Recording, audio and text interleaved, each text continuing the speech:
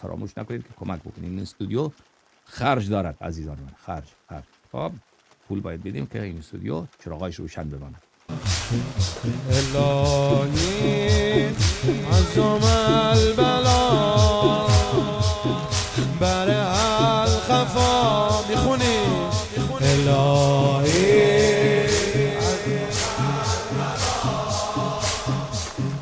بر الخفا